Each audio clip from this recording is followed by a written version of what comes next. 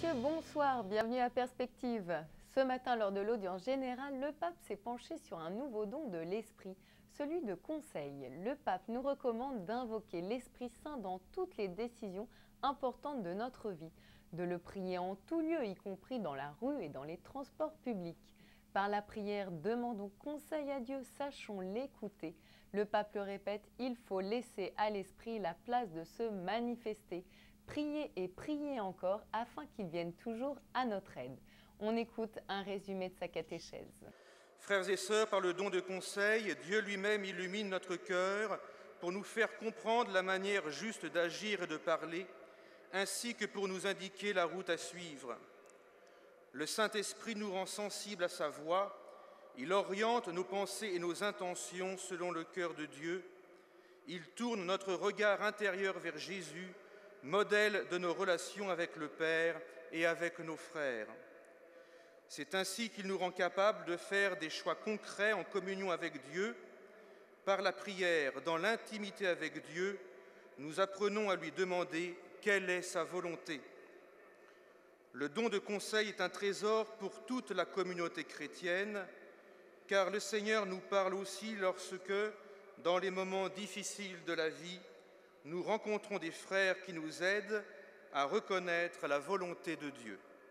En plein cœur de la semaine de l'éducation catholique, une centaine d'élèves du secondaire venant d'écoles catholiques de langue française en Ontario se sont rassemblés aujourd'hui à Toronto pour réfléchir à l'importance de leur foi dans leur vie et développer ainsi leur leadership chrétien.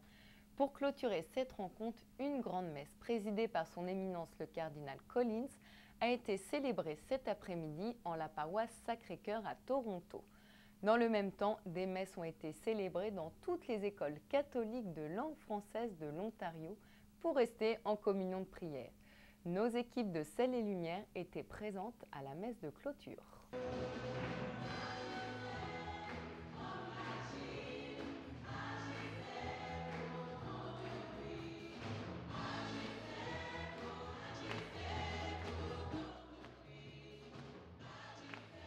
Ce rassemblement catholique à grand déploiement a permis à une centaine d'élèves des 8 conseils scolaires catholiques de langue française de l'Ontario de se réunir pour célébrer l'importance de la foi catholique au sein de leur vie et de se dresser des pistes d'action en tant que leaders. Nous sommes confiants que ces quelques journées de réflexion leur ont permis de partager leurs idées et leur expérience vécue au sein des écoles catholiques aux 4 coins de notre province. Ce cadre de référence de l'élève catholique propose 8 attentes et espoirs pour nos finissantes et nos finissants.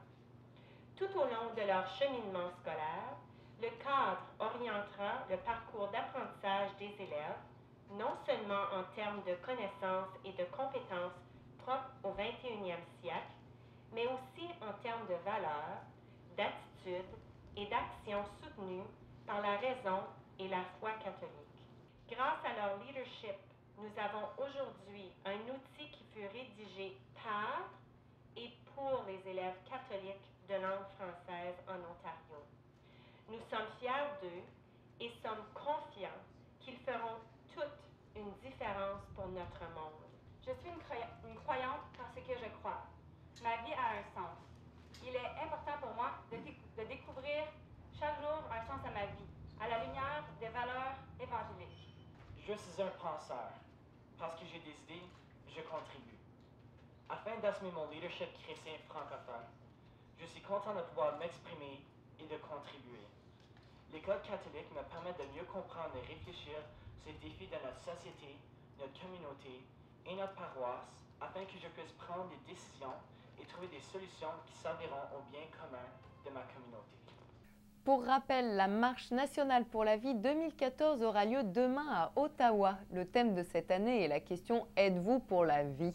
Des messes pro-vie seront célébrées dans la matinée dans plusieurs églises d'Ottawa, notamment à 10h à la cathédrale basilique Notre-Dame. Cette messe sera présidée par Monseigneur Prendergast, archevêque d'Ottawa, et son évêque auxiliaire, Monseigneur Riesbeck. Près de 20 000 personnes sont attendues devant la colline du Parlement à midi pour le début de la marche. Des bus partiront de Montréal, Québec et Sherbrooke. Les équipes de Ciel et Lumière seront sur place pour suivre cette marche en faveur du droit à la vie, de la naissance à la mort naturelle. Vous trouverez toutes les informations sur le site marchepourlavie.net. Voilà, c'est la fin de cette émission. Merci de l'avoir suivi. Je vous souhaite une très belle soirée et vous dis à demain.